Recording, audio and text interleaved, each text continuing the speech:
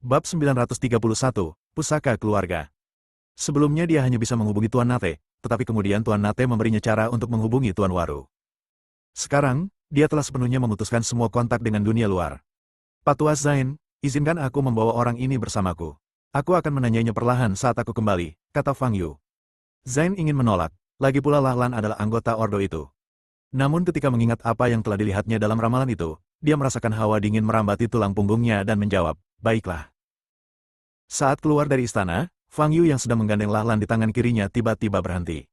Ia menoleh ke arah Zain dan bertanya, apa kau tidak menceritakan apapun tentang hasil ramalanmu tadi? Ekspresi Zain langsung berubah. Saat Fang Yu mengajukan pertanyaan itu, dia dapat merasakan tatapan itu tertuju padanya sekali lagi. Kau, seorang penyihir agung bintang 9 yang bermartabat, pasti tidak bisa berkata apa-apa. Fang Yu mengangkat sebelah alisnya dan berkata. Zain berpikir sejenak dan menjawab dengan ragu. Mungkin aku bisa memberitahumu hasil ramalan mengenai situasi terkinimu. Silakan bicara, kata Fang Yu sambil menatap Zain dengan penuh minat. Dalam bagan kelahiran Anda, sebuah bintang kuning telah menghilang, yang berarti Anda baru saja menyelesaikan masalah besar yang telah lama membebani pikiran Anda, kata Zain. Saat Zain mengatakan ini, dia dapat merasakan dengan jelas bahwa tatapan yang menatap punggungnya menghilang. Ini menunjukkan bahwa ramalan mengenai situasi seseorang saat ini dapat dibicarakan. Dan di sisi lain, sebuah bintang hitam terbang ke arahmu. Setelah ancaman itu menghilang, nada suara Zain menjadi tenang. Bintang hitam ini, sulit untuk didefinisikan secara tepat, tetapi saya cenderung berpikir itu adalah bahaya. Atau mungkin mewakili musuh yang kuat. Berbahaya? Seberapa berbahaya? Tanya Fang Yu penasaran. Saya tidak bisa menyimpulkan hal itu, tapi itu pasti ada, kata Zain. Oke, ada yang lain? Fang Yu lanjut bertanya. Aku tidak bisa berkata apa-apa lagi, ini tentang hasil ramalanmu baru-baru ini, jawab Zain. Fang Yu menyipitkan mata pada Zain, tidak berkata apa-apa, dan berbalik untuk terus berjalan maju. Kalian tidak bisa langsung meninggalkan istana bersama Lahlan, nanti akan menimbulkan keributan yang tidak perlu, kata Zain. Kita teleport saja. Antar saja aku ke pintu, kata Fang Yu. Baiklah, jawab Zain. Riku sedang bermeditasi ketika dia tiba-tiba melihat Fang Yu muncul di hadapannya bersama Lahlan. Tuan Fang, ini, Riku segera berdiri dan bertanya dengan bingung. Ini hasil perjalanan kita. Ayo kita pulang sekarang, kata Fang Yu. Riku membuka matanya lebar-lebar, menatap Lahlan yang tampak acak-acakan dengan ekspresi terkejut dan bingung di matanya. Dia ingat bahwa Grandmaster Lahlan ini memiliki hubungan yang sangat baik dengan gurunya. Tapi sekarang, kok bisa? Dia adalah setengah roh, kata Fang Yu. Ekspresi Riku berubah. Setelah Fang Yu membawa Lahlan pulang, dia menyerahkannya langsung kepada lonceng angin kecil. Setelah Drak dibawa pergi dan Yaks berubah menjadi abu, orang-orang baru berdatangan, membuat Little Wind Chime sangat bahagia. Little Wind Chime bahkan lebih gembira setelah mengetahui bahwa ini adalah orang sungguhan. Kalau seperti terakhir kali, dan kita dapat Yaks lain yang tidak mau mengeluarkan suara berapapun kita menyiksanya, maka itu tidak akan menarik. Penyiksaan, Anda harus membuat orang lain menangis terseduh-seduh, itulah yang membuatnya memuaskan. Guru, terima kasih atas kepercayaan Anda kepada saya. Saya pasti akan menjaganya dengan baik. Lonceng angin kecil membungkuk kepada Fang Yu dengan sangat sopan. Jangan bunuh dia, orang ini sangat penting, kata Fang Yu. Tuan Fang, Tuan Lin meminta pertemuan, kata Nita sambil berjalan di belakang Fang Yu. Tuan Lin yang mana? Tanya Fang Yu sambil mengerutkan kening. Dia bilang dia berasal dari keluarga Lin di Beidou dan namanya Lin Zhengxiong, jawab Nita. Lin Zhengxiong, Fang Yu ingat orang ini. Dia nampaknya datang beberapa hari yang lalu, dengan seorang gadis yang sedang tidak waras. Apa yang dia inginkan dariku? Fang Yu bertanya lagi. Dia bilang ingin mengundangmu ke rumahnya. Dia punya pusaka keluarga yang ingin kau nilai, kata Nita. Pusaka keluarga? Apa hubungannya denganku? Tanya Fang Yu, terkejut. Nita tersenyum lembut dan berkata, Tuan Fang, Anda baru-baru ini menjadi sosok yang sangat populer di Beidou. Banyak keluarga ingin berteman dengan Anda. Fang Yu menggaruk kepalanya. Tidak diketahui siapa yang membocorkan alamat rumahnya kepada Lin Zhengxiong. Orang ini terus berkeliaran di sini setiap kali dia punya waktu luang, cepat atau lambat, dia akan menarik perhatian keluarga lain. Karena memang begitulah. Baiklah, aku akan keluar sebentar, kata Fang Yu. Saat dia hendak pergi, Fang Yu melirik Nita yang berdiri di sampingnya dan berkata, ikut aku. Nita terkejut sesaat, lalu tersenyum dan mengangguk berulang kali. Lin Zhengxiong berdiri di depan gerbang, mondar-mandir. Dia berusaha keras untuk mendapatkan alamat Fang Yu, memberinya keunggulan dibandingkan keluarga bangsawan lain dalam hal ini. Jika kita tidak memanfaatkan kesempatan ini untuk berteman dengan Fang Yu, kita akan menyia-nyiakan keuntungan ini. Jadi meskipun pertemuan terakhir tidak meninggalkan kesan yang baik, Lin Zhengxiong masih datang lagi tanpa malu-malu. Baginya, Orang kuat seperti Fang Yu adalah seseorang yang benar-benar pantas untuk dikorbankan harga diri dan martabatnya demi berteman dengannya. Untuk berjaga-jaga, Lin Zhengxiong tidak membawa Lin Zilan bersamanya kali ini. Selain itu, ia juga membawa pusaka keluarga Lin sebagai hadiah. Meskipun keluarga Lin memiliki beberapa pusaka, masing-masing tak ternilai harganya. Menawarkan pusaka keluarga untuk menjilat pakar papan atas adalah cara yang pasti untuk menghasilkan uang. Tetapi mengapa belum ada tanggapan?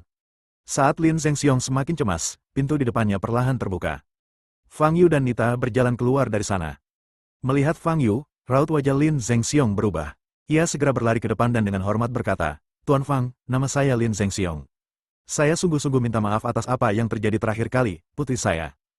"Jangan ngomong sembarangan, apa kau tidak punya pusaka keluarga? Cepat ambil," kata Fang Yu. Kita harus kembali ke keluarga Lin dulu sebelum aku bisa mengeluarkannya dan menunjukkannya kepadamu, Tuan Fang. Karena pusaka keluarga itu selalu terkunci di berangkas harta karun keluarga Lin, kata Lin Zhengxiong, matanya sedikit berkedip. Fang Yu sudah tahu jawaban Lin Zhengxiong, jadi dia tersenyum dan berkata, "Baiklah, kalau begitu aku akan pergi ke keluarga Lin bersamamu." Setengah jam kemudian, Fang Yu dan Nita tiba di rumah keluarga Lin. Rumah keluarga Lin adalah hunian bergaya modern sepenuhnya. Lin Zhengxiong tampak bersemangat dan memimpin Fang Yu menuju gedung utama keluarganya. Bagaimanapun, fakta bahwa ia mengundang Fang Yu ke rumahnya merupakan langkah yang sangat sukses. Benar saja, hanya harta karun yang dapat menarik perhatian orang-orang berkuasa ini.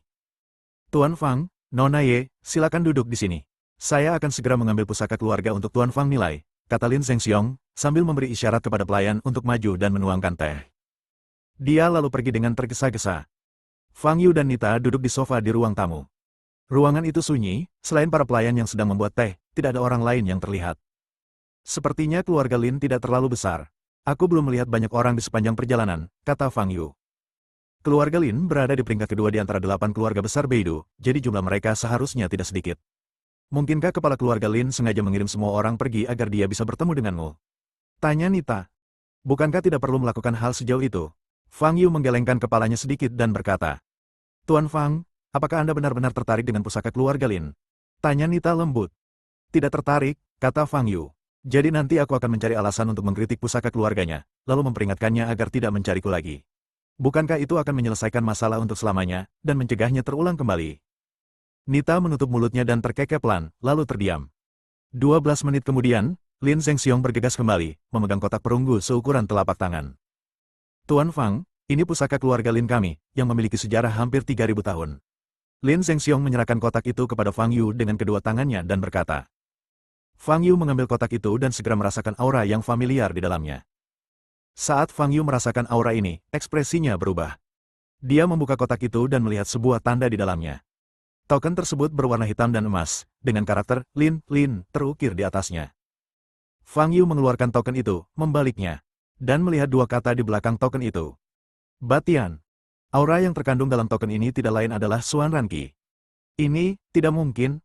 Astaga!" Fang Yu menatap kosong ke token di tangannya, lalu menatap Lin Zhengxiong. "Mungkinkah Lin Zhengxiong dan keluarga Lin adalah keturunan Lin Batian?" Bab 932, Leluhur Keluarga Lin. Nita, yang duduk di samping, memperhatikan perubahan ekspresi Fang Yu dan tampak bingung. Bukankah Tuan Fang bilang dia akan mencari alasan untuk mengkritik pusaka keluarga Lin? Kenapa dia malah menunjukkan ekspresi seperti ini?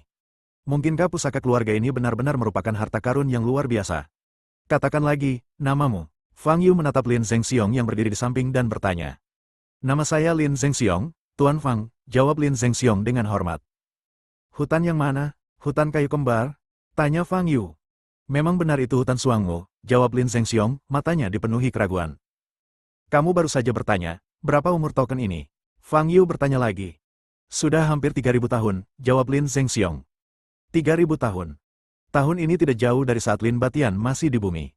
Lin Zhengxiong diam-diam mengamati ekspresi Fang Yu, merasa gelisah. Di antara beberapa pusaka keluarga Lin, token ini merupakan yang tertua. Jika Fang Yu tidak menghargai pusaka keluarga ini, kemungkinan besar dia akan kurang menghargai pusaka keluarga lainnya. "Tuan Fang, token ini peninggalan leluhur keluarga Lin kami. Kegunaannya," Lin Zhengxiong memulai, ingin menjelaskan asal-usul token ini kepada Fang Yu dan meningkatkan nilainya. "Jangan bicara tentang hal lain, kita bicarakan saja tentang leluhurmu," Fang Yu menyela Lin Zhengxiong. Lin Zhengxiong terkejut dan berkata, "Leluhur?" Fang Yu mengangguk. "Karena sudah sangat lama, keluarga Lin kami tidak tahu banyak tentang leluhur kami. Tapi menurut para tetua di keluarga, leluhur kami adalah salah satu dari sedikit kultivator yang mampu mencapai keabadian. Kata Lin Zhengxiong. Naik ke keabadian, ekspresi Fang Yu berubah aneh. Tuan Fang, saya sama sekali tidak melebih-lebihkan. Ini memang yang dikatakan para tetua keluarga saya, dan juga tercatat dalam silsilah keluarga. Namun, benar atau tidaknya, kami tidak dapat memverifikasinya, kata Lin Zhengxiong buru-buru. Bisakah kau menunjukkan silsilah keluarga Lin? Tanya Fang Yu. Hah? Lin Zhengxiong terkejut, ekspresinya menjadi semakin bingung. Bukankah ini seharusnya tentang menghargai pusaka keluarga? Kenapa tiba-tiba kamu bertanya tentang silsilah keluarga? Secara logika, silsilah keluarga tidak seharusnya diperlihatkan kepada orang luar. Tetapi orang ini adalah Fang Yu, seseorang yang sangat ingin berteman dengan Lin Zhengxiong saat ini. Permintaannya harus dipenuhi semampunya. Lin Zhengxiong menggertakkan giginya dan berkata, Tuan Fang, mohon tunggu sebentar, sementara saya pergi mengambil silsilah keluarga. Setelah mengatakan itu, Lin Zhengxiong segera meninggalkan aula. Fang Yu duduk di sofa, menatap token hitam dan emas di tangannya, matanya masih menunjukkan keterkejutan. Jika keluarga Lin benar-benar memiliki garis keturunan Lin Batian, itu sungguh luar biasa. Tuan Fang, apakah token ini harta yang sangat berharga? Tanya Nita penasaran. Fang Yu menoleh ke arah Nita dan berkata, aku belum tahu. Begitu aku melihat silsilah keluarga Lin, aku akan tahu seberapa kuatnya mereka. Oh, Nita mengangguk, tampak mengerti namun tidak sepenuhnya. Tak lama kemudian, langkah kaki ringan terdengar di luar aula. Fang Yu dan Nita berbalik dan melihat seorang gadis berpakaian seni bela diri hitam berjalan masuk dari luar. Gadis ini tanpa riasan, dan wajahnya murni dan sangat cantik. Lin Zilan lah yang mengarahkan pedangnya ke Fang Yu saat pertemuan pertama mereka. Lin Zilan sedikit mengernyit dan berhenti ketika melihat Fang Yu duduk di sofa. Kemudian, dia menghunus pedang panjang dari pinggangnya sekali lagi, mengarahkannya langsung ke Fang Yu. Ayo, bicara, kata Lin Zilan sambil menatap Fang Yu dengan saksama. Ekspresi Nita sedikit berubah, ia melirik Fang Yu, lalu menatap Lin Zilan. Mengapa gadis itu tiba-tiba menghunus pedangnya dan mengarahkannya langsung ke Fang Yu? Fang Yu menatap Lin Zilan dan sedikit mengernyit. Tetapi ketika dia berpikir bahwa gadis ini mungkin adalah keturunan Lin Batian dari ratusan generasi yang lalu, dia menelan kembali kata-kata yang ingin diucapkannya. Saya sedang sibuk sekarang, kata Fang Yu. Ayahku bilang ilmu pedangmu hebat, kata Lin Zilan, pedangnya masih mengarah ke Fang Yu. Apakah ayah pernah berpesan kepadamu untuk tidak mengarahkan pedangmu kepada orang lain tanpa izin?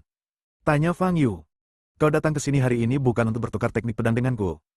Lin Zilan memiringkan kepalanya dan bertanya. Gadis ini tampaknya agak lambat dalam memahami. Zilan, apa yang kau lakukan?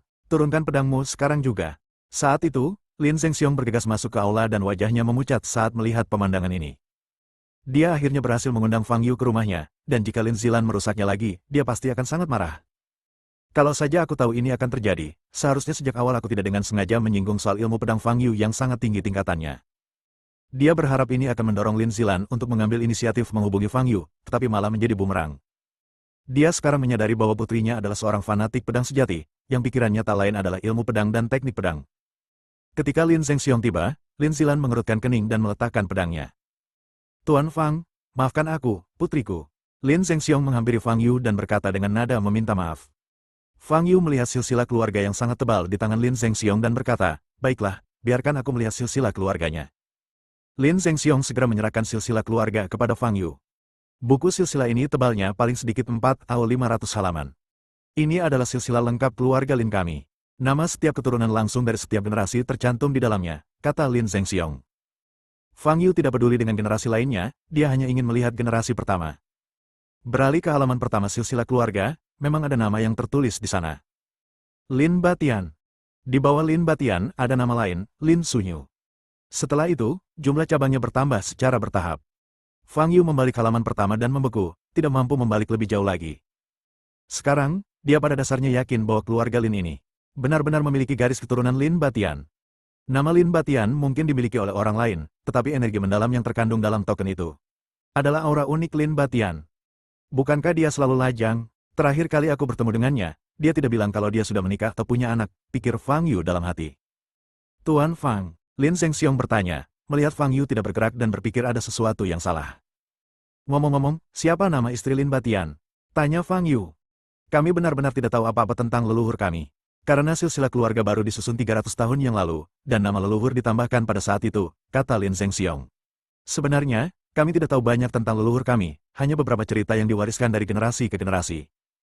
Fang Yu menutup buku silsilah keluarga, memejamkan mata, dan mengingat semua kata yang diucapkan dalam wasiat Lin Batian saat itu. Selama wasiat Lin Batian meninggalkan Gunung Qiankun dan tinggal di sisi Fang Yu, dia tidak pernah menyebutkan istrinya atau kelahiran anaknya.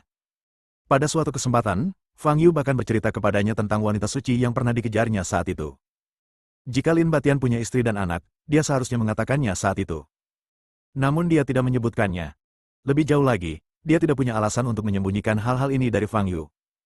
Oleh karena itu, satu-satunya penjelasan adalah bahwa wasiat Lin Batian tidak diketahui oleh istri dan anaknya.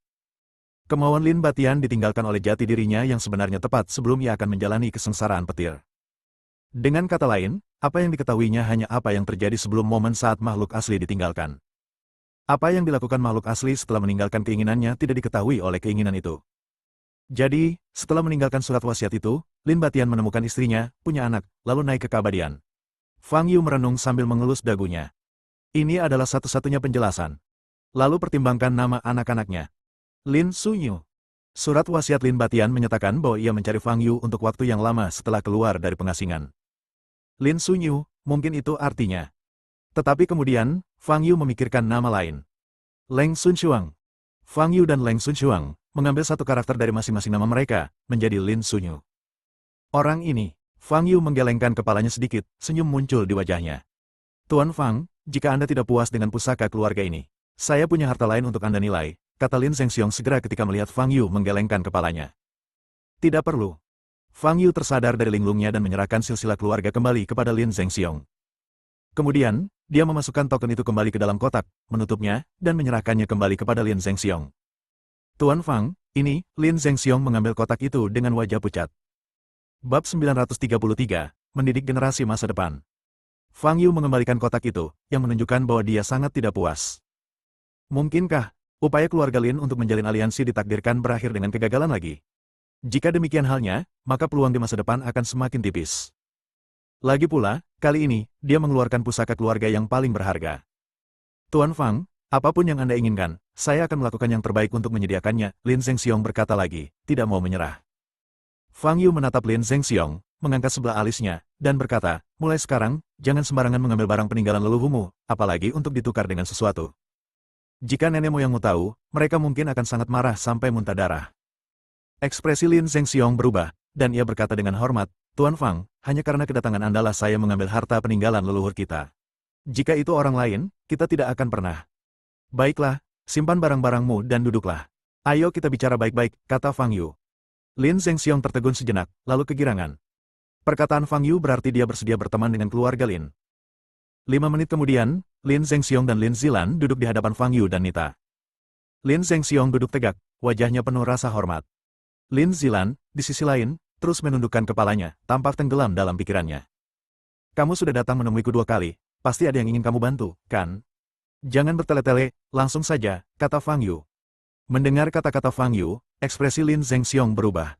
Setelah insiden keluarga Wang, prestise dan pengaruh Fang Yu di Beidou sekarang bahkan lebih tinggi daripada 8 keluarga besar. Keluarga Wang telah mengalami kemunduran, dan keluarga-keluarga kuat lainnya semuanya memiliki kesempatan untuk naik ke puncak. Lin Zhengxiong mengunjungi Fang Yu 2 kali, tetapi dia sebenarnya tidak memiliki permintaan khusus untuk bantuan Fang Yu. Dia hanya ingin berteman dengan Fang Yu dan kemudian menyebarkan berita itu.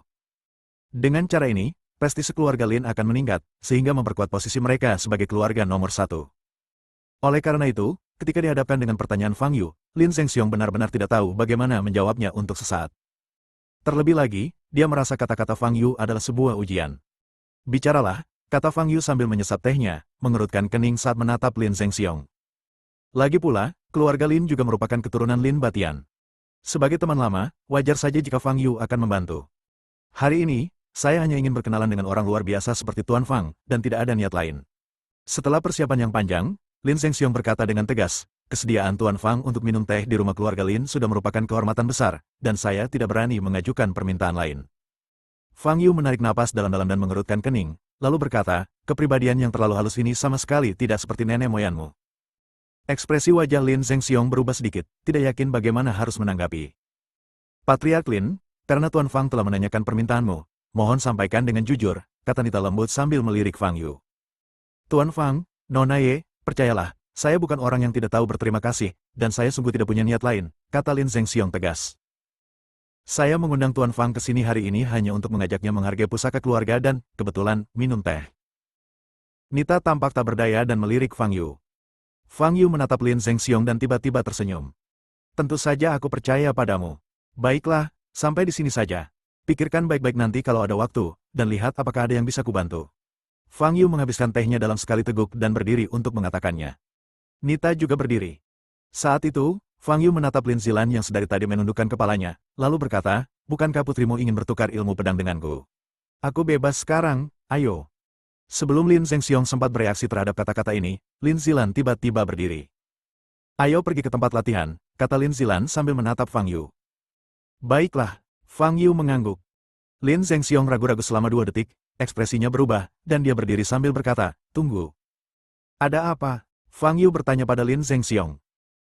Tuan Fang, dengan statusmu, bagaimana mungkin putriku memenuhi syarat untuk bertukar ilmu pedang denganmu? Tidak perlu repot-repot dengannya, kata Lin Zhengxiong.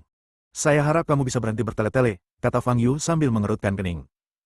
Ekspresi wajah Lin Zhengxiong berubah, dan dia tidak berani berbicara lagi. Namun kenyataannya, dia diam-diam senang. Hasil hari ini sebagian besar melampaui ekspektasinya. Beberapa menit kemudian, di tempat latihan, Fang Yu dan Lin Zilan berdiri saling berhadapan, berjarak sekitar 10 meter. Entah mengapa, sejumlah besar anggota keluarga Lin tiba-tiba berkumpul di dekatnya. Di antara orang-orang ini terdapat kaum muda dan orang-orang yang sedikit lebih tua. Perhatian kebanyakan orang terpusat pada Fang Yu. Sang patriark berkata, orang ini adalah Fang Yu yang legendaris. Pria tangguh yang sendirian menghancurkan keluarga Wang. Mereka datang ke sini karena mereka ingin melihat sendiri sikap Fang Yu. Namun, banyak orang yang bingung setelah melihat orang aslinya. Apakah Fang Yu yang legendaris? Pria muda yang ada di hadapanku. Kelihatannya biasa saja. Tingkat kultivasinya tampaknya masih terhenti di tahap pemurnian Qi. Patriark, apakah ada kesalahan? Fang Yu melirik kerumunan di sekelilingnya, matanya berkedip sedikit. Dia tahu bahwa Lin Zhengxiong kemungkinan besar telah membocorkan berita tersebut, menyebabkan anggota keluarga Lin datang dan menonton. Meski begitu, diawasi oleh keturunan Lin Batian. Adalah perasaan yang cukup aneh. Meskipun keturunan ini hanya mengetahui nama Lin Batian, hubungan darah itu nyata. Membantu Lin Batian mendidik keturunannya. Rasanya cukup bagus. Mohon pencerahannya, kata Lin Zilan sambil kembali menghunus pedang panjangnya dari pinggangnya. Kau harus memberiku pedang sebelum aku bisa bertarung denganmu, kata Fang Yu. Tidak punya pedang? Tanya Lin Zilan, alisnya berkerut. Ya, kami memang punya, tapi tidak cocok untuk acara seperti ini, kata Fang Yu. Lin Zilan menoleh ke arah seorang pria parubaya yang mengenakan pakaian bela diri di sampingnya. Pria ini bernama Lin Zhenxi, sepupu Lin Zilan, dan juga mentornya dalam ilmu pedang. Paman kelima, bolehkah kami meminjamkan pedang kami kepadanya? Tanya Lin Zilan.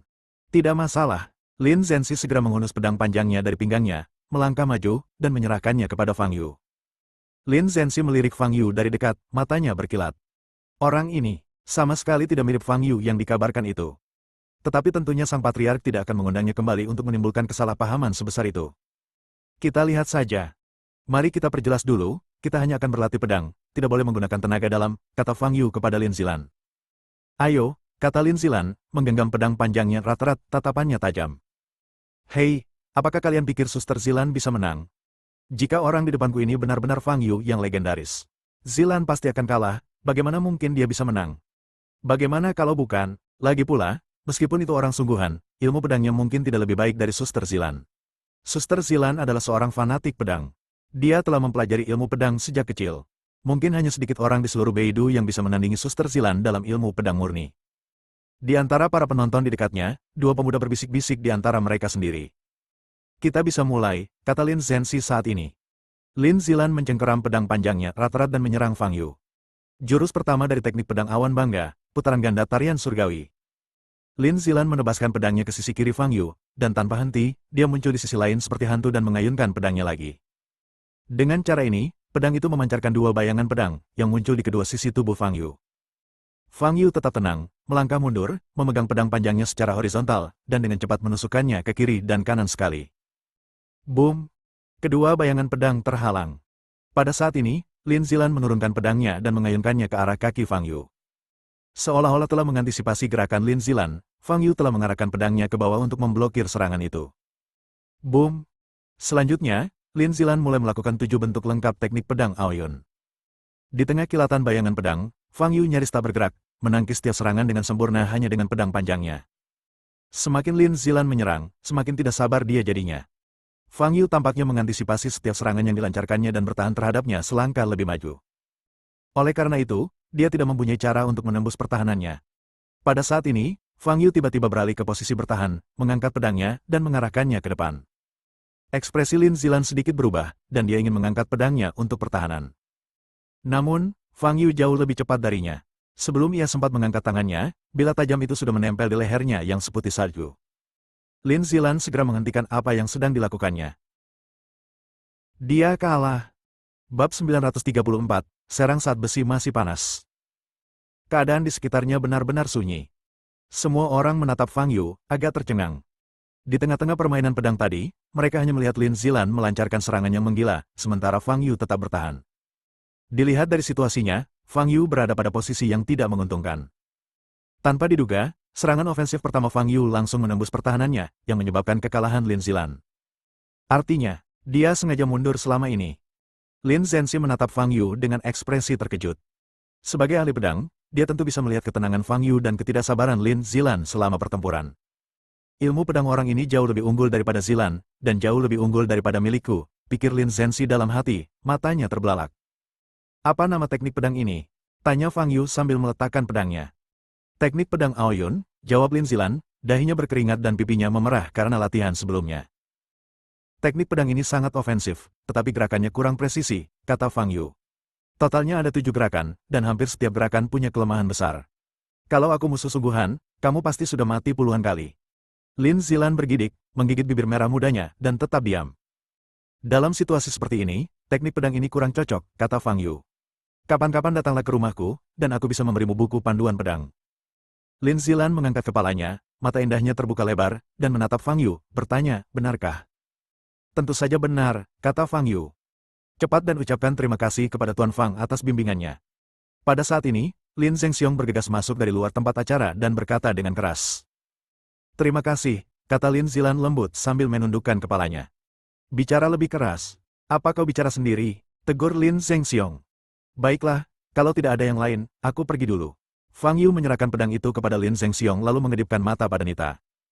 Tuan Fang, saya akan mengantarmu, kata Lin Zhenxiong. Tidak perlu. Fang Yu melambaikan tangannya dan pergi bersama Nita. Anggota keluarga Lin yang berdiri di samping lapangan latihan menatap kosong ke arah sosok Fang Yu yang menjauh. Berdasarkan penampilannya saat ini, cukup dapat dipastikan bahwa orang ini adalah Fang Yu yang legendaris. Ketika orang-orang pertama kali mendengar bahwa orang ini pergi ke keluarga Wang sendirian dan memaksa semua kepala keluarga dan anak ajaib untuk berlutut, banyak yang mengira dia pasti memiliki temperamen buruk dan sangat kejam. Tapi melihatnya hari ini, dia tampak cukup santai. Patriark, bagaimana kau bisa mengundang Dewa Agung ini ke rumah kita? Lin Zhenxi melangkah maju dan bertanya, ekspresinya terkejut. Lin Zhenxiong memperlihatkan senyum misterius. Padahal dia sendiri tidak tahu apa yang sedang terjadi. Fang Yu tidak menerima token tersebut ataupun mengajukan tuntutan apapun, namun sikapnya tiba-tiba menjadi sangat ramah. Kalau dipikir-pikir lagi, sikapnya sepertinya baru berubah setelah Lin Zilan muncul. Selain bimbingan yang baru saja diterimanya, Fang Yu juga ingin memberikan buku panduan ilmu pedang. Dari sudut pandang ini, tampaknya Fang Yu memiliki perasaan terhadap Lin Zilan. Lin Zhenxiong mengangkat matanya dan menatap Lin Zilan di depannya. Dia tahu bahwa meskipun putrinya berpikiran sederhana, dia tetap sangat cantik. Kau dengar apa yang baru saja dikatakan Tuan Fang, kan? Ganti pakaianmu dan bersiap-siap, lalu cepat ke rumahnya untuk mengambil buku panduan pedang itu. Ingat, bersikap sopan. Hormatilah Tuan Fang. Perintah Lin Zhenxiong. Lin Zilan mengangguk lembut. Dalam pertandingan sparring mereka baru-baru ini, ilmu pedang Fang Yu benar-benar membuatnya kewalahan, membuatnya sangat frustrasi. Dia sangat menginginkan buku panduan pedang itu, dia ingin menjadi lebih kuat. Lupakan saja, jangan pergi hari ini. Rasanya terlalu terburu-buru dan mungkin meninggalkan kesan buruk pada Tuan Fang. Ayo pergi besok atau lusa, kata Lin Zhenxiong setelah berpikir sejenak. Tapi Patriark, sosok berkuasa seperti Tuan Fang pasti punya banyak urusan yang harus diselesaikan. Dalam beberapa hari, dia mungkin tidak akan ingat masalah ini. Kita harus bertindak cepat selagi masih ada kesempatan, kata Lin Zhenxi. Masuk akal. Lin Zhenxiong menatap Lin Zilan dan berkata, kalau begitu, ayo kita pergi nanti. Ingat bibi Zen yang akan mendandanimu. Fang Yu dan Nita meninggalkan keluarga Lin, tetapi alih-alih kembali ke rumah, mereka menuju ke Biro Pengamatan Langit. Dalam perjalanan, Nita menatap Fang Yu dan bertanya dengan bingung, Tuan Fang, mengapa Anda tiba-tiba berubah pikiran dan setuju untuk membantu keluarga Lin? Sekalipun aku memberitahumu, kau mungkin tidak akan mempercayaiku, kata Fang Yu. Apapun yang dikatakan Tuan Fang, aku akan percaya, jawab Nita. Keluarga Lin ini sebenarnya adalah keturunan Lin Batian, yang pernah kutemui sebelumnya, kata Fang Yu. Lin Batian, Nita tertegun sejenak, teringat bahwa dia pernah bertemu Tuan Lin di Huaibei, yang disebut Fang Yu sebagai teman lama. Kontaknya dengan Lin Batian sangat singkat, karena tidak lama setelah dia kembali dari Gunung Qiankun, dia dikendalikan oleh kultus iblis dan meninggalkan Nandu. Saat dia sadar kembali, Lin Batian sudah pergi. Kesannya terhadap Lin Batian hanya terbatas pada fakta bahwa dia memanggilnya pembantu kecilnya. Dia benar-benar tidak mengerti apa yang dikatakan Fang Yu. Bagaimana mungkin keluarga Lin saat ini menjadi keturunan Tuan Lin Batian itu? Fang Yu melirik Nita, bertanya-tanya apakah dia harus menjelaskan semuanya padanya. Namun, setelah mempertimbangkan dengan saksama, Fang Yu memutuskan untuk tidak menjelaskan. Terlalu banyak yang ingin dikatakan, dan Nita mungkin tidak dapat menerimanya. Sekitar 40 menit kemudian, Fang Yu dan Nita tiba di Biro Pengamatan Langit bersama-sama. Alasan Fang Yu datang ke sini adalah untuk mencari tahu apa yang dia lihat ketika dia secara tidak sengaja pergi ke padang salju di utara pagi itu. Fang Yu berjalan langsung ke halaman dalam tetapi tidak melihat Yuma. Pada saat ini, seorang pria parubaya berjubah abu-abu melangkah maju, mengerutkan kening, dan berkata, "Ya. Aku mencari Yuma," kata Fang Yu. "Penatua Bai, untuk apa kau menemui Penatua Bai? Ini bukan tempat yang bisa kau masuki begitu saja." Pria itu mengerutkan kening lebih dalam saat berbicara. "Tuan Fang, ikut aku." Tiba-tiba, seorang pria tua botak berjalan dari belakang. Dia adalah Bill Rao, yang pernah kutemui sebelumnya. "Tuan Rao," lelaki itu segera menundukkan kepalanya dan memberi salam hormat. "Tidak apa-apa di sini, aku akan membawanya menemui Tetua Bai," kata Bill. "Ya." Pria itu segera pergi. Bill memandang Fang Yu dan Nita di sampingnya dan berkata, "Silakan ikut denganku." Setelah mengatakan itu, Bill berbalik dan memimpin jalan. Fang Yu dan Nita mengikuti Bill, melewati beberapa halaman kecil, dan akhirnya melihat Yuma sedang bermeditasi. Nita pernah mendengar tentang Biro Pengamatan Langit, tetapi ini adalah pertama kalinya dia mendalaminya begitu dalam. Dia berdiri diam di belakang Fang Yu, kepalanya tertunduk, tidak berani mengatakan sepatah kata pun. Dia tahu betul bahwa lelaki tua di depannya pasti orang yang sangat penting. "Tuan Bai, Tuan Fang Yu datang untuk menemui Anda," kata Bill lembut. Yuma, yang matanya tertutup rapat, membukanya, menatap Fang Yu. Ekspresinya sedikit berubah, dan bertanya, "Apa yang kau inginkan dariku?" "Pagi ini, karena keadaan khusus, saya diteleportasi ke suatu lokasi di dataran bersalju di ujung utara. Saat itu, aku mencium bau darah, jadi aku maju dan menemukan tumpukan mayat yang hancur dan bercak darah. Tempat itu seharusnya pintu masuk ke reruntuhan kuno. Dan pakaian mayat-mayat itu mirip dengan orang-orang dari Biro Pengamatan Langit." Fang Yu menceritakan kejadian itu dengan tenang. Setelah mendengar apa yang dikatakan Fang Yu, Yuma dan Bill saling bertukar pandang, keduanya menunjukkan keterkejutan di mata mereka. "Saya datang ke sini untuk memastikan apakah orang-orang itu benar-benar dari Biro Pengamatan Langitmu," kata Fang Yu. Yuma menatap Fang Yu, ragu sejenak, lalu menjawab, "Ya." "Oh, kalau begitu aku punya dua pertanyaan lagi. Kenapa pintu masuk reruntuhan kuno itu ditutup? Siapa yang membunuh orang-orang dari Biro Pengamatan Langit?" Fang Yu mengangkat alis dan bertanya. Yuma berdiri, merenung sejenak, lalu berkata, "Ikutlah denganku." "Bai tua, ini mungkin tidak sesuai dengan peraturan," kata Bill, ekspresinya berubah. "Tidak apa-apa," Yuma melambaikan tangannya dan berkata. "Nona muda ini harus tinggal di sini dan menunggu," kata Bill sambil melirik Nita di belakang Fang Yu. "Tunggu aku di sini sebentar," kata Fang Yu kepada Nita. "Baik, Tuan Fang," jawab Nita. Fang Yu mengikuti Yuma melalui beberapa halaman lagi. Halaman dalam Biro Pengamatan Langit cukup rumit. Kalau ada yang tidak familiar masuk, mereka bahkan mungkin tidak akan bisa menemukan toiletnya, kata Fang Yu. "Biro Pengamatan Langit memiliki banyak anggota, jadi kami membutuhkan halaman yang cukup untuk menampung mereka," kata Yuma sambil menoleh dan tersenyum. Tak lama kemudian, dia membawa Fang Yu ke sebuah halaman. Puluhan orang berpakaian jubah abu-abu berdiri di tempat ini. Di depan mereka ada bola kaca seukuran kepalan tangan. Dari kejauhan, orang dapat melihat cahaya redup yang keluar dari bola kaca. Bab 935, Kesempatan untuk menjadi abadi. Yuma menuntun Fang Yu langsung ke tepian. Di sana berdiri seorang pria yang agak gemuk mengenakan jubah abu-abu. "Lepaskan gambar padang salju di utara," perintah Yuma. "Apakah dia?" Wajah gemuk pria itu berkedut, dan dia bertanya dengan ketakutan di matanya. Konten video itu begitu mengerikan sehingga dia tidak bisa makan selama 2 hari setelah menontonnya sekali. "Ya," jawab Yuma. Lelaki itu menaruh tangannya di atas bola kaca, memejamkan mata, dan diam-diam melafalkan mantra. Sesaat kemudian, sebuah gambar muncul pada bola kaca. Di tengah salju dan es, dua batu salju yang panjang dan sempit berpotongan, memperlihatkan bukaan berbentuk segitiga. Ini adalah lokasi persis yang dikunjungi Fang Yu pagi itu. Mata Fang Yu menyipit sedikit saat dia menatap tajam pada gambar di bola kaca. Pada saat ini, suasananya sangat damai. Sekitar 5 atau 6 detik kemudian, bayangan gelap mulai terlihat. Dilihat dari penampilannya, dia adalah seorang pria berpakaian hitam. Orang itu berjalan ke arah bukaan segitiga yang terlihat di persimpangan dua batu salju, berhenti selama 2 detik, lalu melangkah masuk. Pada saat ini, cahaya terang muncul di bukaan segitiga. Lalu, sosok itu menghilang tanpa jejak. Pria ini memasuki reruntuhan kuno ini. Yuma melirik Fang Yu dan berkata, dia keluar sekitar 40 menit kemudian. Sewaktu mereka berbicara, gambar-gambar pada bola kaca mulai bergerak lebih cepat. Tak lama kemudian, pemandangan berubah lagi. Bukaan segitiga tempat kedua batu salju bertemu bersinar terang sekali lagi.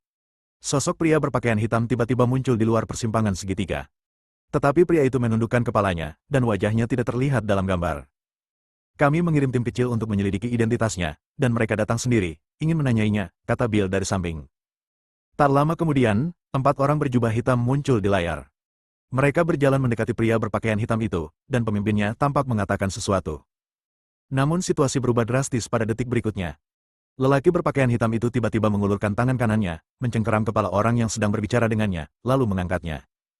Kemudian, semburan gas hitam seperti api tiba-tiba keluar dari tangan pria berpakaian hitam itu, menyelimuti dirinya. Dalam 1 atau 2 detik, pria berjubah abu-abu dari Biro Pengamatan Langit menghilang tanpa jejak. 3 lelaki berjubah abu-abu lainnya, setelah menyaksikan kejadian itu, merasa ketakutan dan berhamburan ke segala arah. Mereka bertiga baru saja melarikan diri di balik 2 batu salju. Pada saat ini, pria berpakaian hitam melambaikan tangan kanannya ke depan, dan gas hitam pun tersebar ke depan. Ketiga pria berjubah abu-abu itu tersentuh energi hitam dan langsung mengejang kesakitan, lalu ambruk ke tanah. Daging dan darah mereka dengan cepat dilahap, hanya menyisakan beberapa anggota tubuh dan darah yang mengotori salju. Lelaki berpakaian hitam itu berhenti sejenak, lalu tiba-tiba mendongak. Pada titik ini, Anda dapat melihat wajahnya dengan jelas. Penampilannya biasa saja, tetapi sepasang matanya yang penuh dengan kejahatan dan merah menyala, membuat bulu kuduk merinding. Fang Yu juga memperhatikan tanda kecil di dahi orang itu. Bentuk pasti tanda itu tidak jelas, tetapi tampak berwarna hitam. Lelaki itu menyeringai, memperlihatkan senyum dingin dan arogan, lalu lenyap dari pandangan dalam sekejap. Beginilah kejadiannya. Sisa-sisa yang kau lihat pagi ini berasal dari regu yang dikirim oleh Biro Pengamatan Langit kita. Yuma menoleh ke arah Fang Yu dan berkata. Fang Yu sedikit mengernyit namun tetap diam.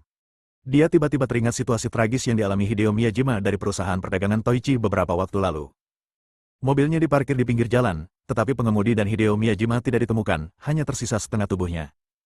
Tanah di luar mobil juga ternoda oleh banyak darah.